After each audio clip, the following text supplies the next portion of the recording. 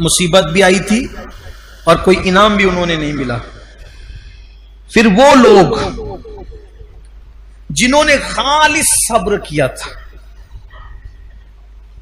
खालिस सब्र, ऐसा सब्र, किसी को कुछ नहीं कहा, आंसू भी आए तो खामोश खामोश आए, निकल गए, चले गए। फिर अल्लाह फरमाएगा इन सब को लाओ और लेकर के चलो। अल्लाह फरमाएगा शजरे बलवा के पास, ये जन्नत में एक दरख्त है जिसकी जड़ें सोने की है और उसके पत्ते चांदी के हैं, और इतना वसी है वो दरख्त कि 100 साल तक के घोड़ा जितनी लंबाई में दौड़ाया जाएगा, इतना वसी है। अल्लाह ताला फरमाएगा इनको कहो यहां बैठे। उस दरख्त के नीचे जन्नत में बिठाएगा अल्लाह ताला, वो सब जन्नत में उस दरख्त के नीचे बैठेंगे। फिर अल्लाह तबारक व ताला अपने हुस्न से नकाब हटाएगा जैसा कि उसकी शान है, और अल्लाह फरमाएगा अब मेरा दीदार करो।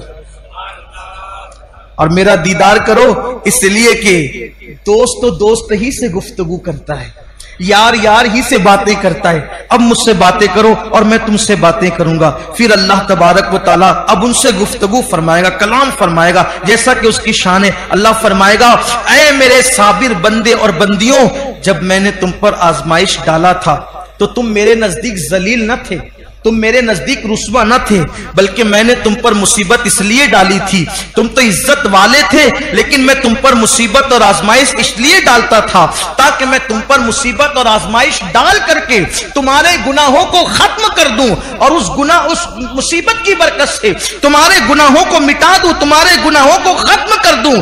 लेकिन ऐ मेरे बंदो, तुमने वो सारी मुश्किलें, सारी मुसीबतें मेरी मोहब्बत में झेली, आज मैं तुमको बेहिसाब अजर अता करूंगा, बेहिसाब सवाब अता करूंगा। और फिर उसके बाद अल्लाह तबारक व ताला फरमाएगा ऐ नाबीना लोगो, ऐ कोड़ वाले, ऐ जुजाम वाले, आओ। और अल्लाह तबारक व ताला उनसे फरमाएगा अल्लाह अकबर कि जिसको एक बीमारी थी उसको एक झंडा दो, जिसको 2 मुसीबत थी उसको 2 झंडे दो, जिसको 3 मुसीबत थी उसको 3 झंडे दो। तो जिसकी मुसीबत जितनी होगी उसको उतने झंडे दिए जाएंगे।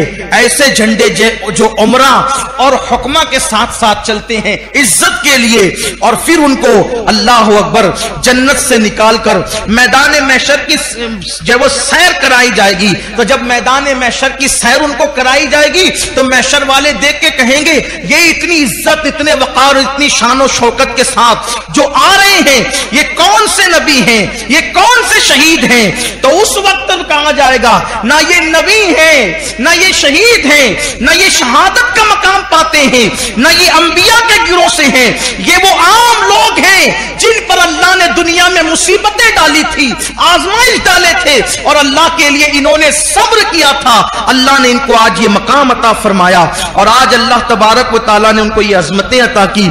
उस वक्त लोग तमन्ना करेंगे काश हम पर भी कोई मुसीबत आती, और हत्ता कि ऐसी मुसीबत आती कि अल्लाह अकबर हमें कैंचियों से काट दिया जाता, और फिर उसके बाद फिर ये